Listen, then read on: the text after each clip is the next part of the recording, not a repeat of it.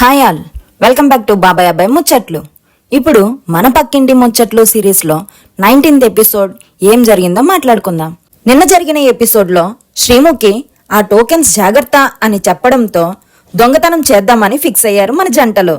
అంతలో సోనియా, సంధ్య, కళ్యాణ్ వాళ్ళ టోకెన్స్ దొంగతనం చేయడానికి సంధ్య ఎంతో అమాయకంగా వాళ్ళని నమ్మించి వాష్రూమ్కి అని ప్యారడైజ్ వాష్రూమ్ యూజ్ చేయడం జరిగింది. కానీ బయట ఉన్న జాను, సోనియా, వాసంతికి అర్థమయ్యి వాష్రూంలో ఉన్న సంధ్యాని రమ్మని గట్టిగా అరవడం జరిగింది.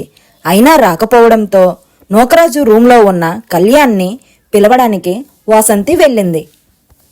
కళ్యాణ్ వచ్చి వాష్రూమ్ డోర్ గట్టిగా కొట్టడంతో కాసేపటికి సంధ్య బయటికి వచ్చింది. ఇప్పుడు మీరు కళ్యాణ్పై మీ ఒపీనియన్ కమెంట్లో చెప్పండి. ఎందుకంటే నా ఒపీనియన్ ప్రకారం కళ్యాణ్కి ఇలా కావాల్సిందే. వాళ్ళకి తెలుసో తెలియకో కళ్యాణ్ టోకెన్స్కు ఆశపడ్డారు. ఎందుకంటే నిన్న జరిగిన ఎపిసోడ్లో అందరూ స్ప్లిట్ తీసుకుంటే కళ్యాణ్ మాత్రం స్టీల్ తీసుకున్నాడు. జాను, బానుకి నమ్మక ద్రోహం చేయాలనుకున్నాడు. అందుకే అంటారు పెద్దలు, ఎవరికీ అన్యాయం చేయకుండా నిజాయితీగా పోవాలి అని. సంధ్య బయటికి వచ్చాక వాసంతి తనని చెక్ చేసింది. కానీ టోకెన్స్ మాత్రం ఏం లేవు. నిజంగానే వాష్రూమ్కి వెళ్ళాను అని సంధ్య చెప్పింది. ఇంతలో బయట ఉన్న శివ్, నటరాజ్, నీతు వాళ్ళు నటరాజ్ని శివ్ ఎంత అమాయకంగా అడుగుతున్నాడో.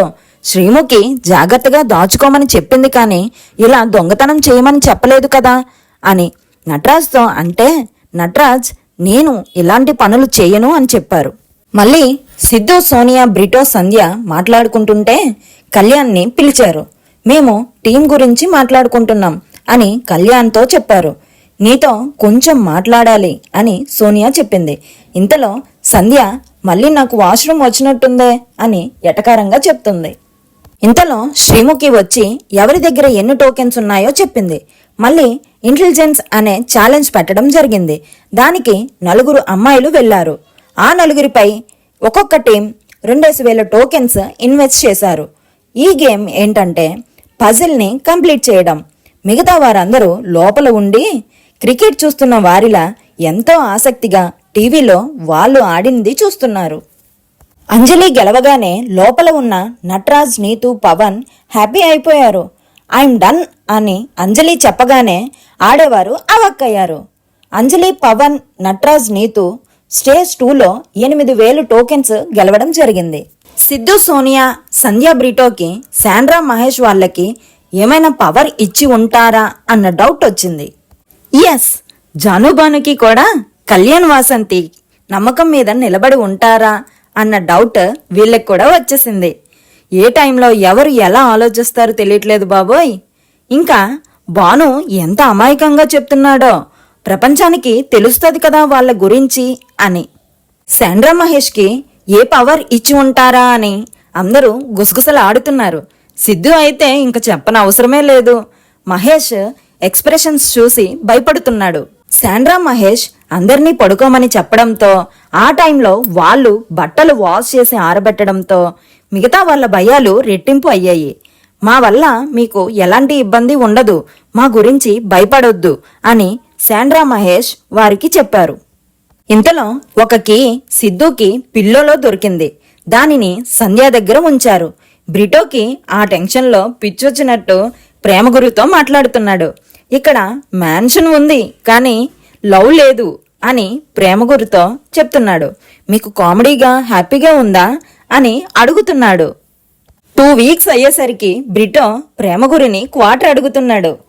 పాపం నిన్న సంధ్యాని నువ్వు మారిపోయావు అన్న బ్రిటో ఈరోజు బ్రిటో కూడా ఆ టెన్షన్ ఫీల్ అవుతున్నట్టు మీకు అనిపిస్తుందా? నాకు అనిపిస్తుంది.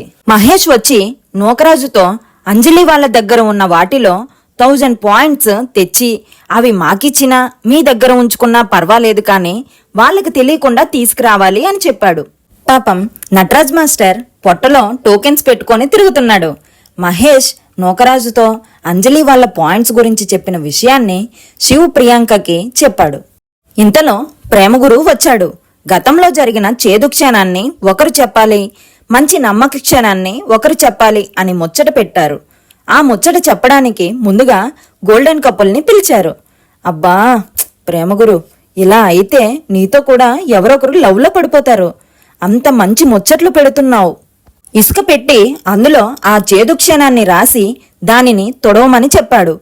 దానిని ఎంతో హ్యాపీగా చెరిపారు మన ప్రేమ జంటలు. మంచి క్షణాన్ని రాయి పలకపై రాయమన్నారు.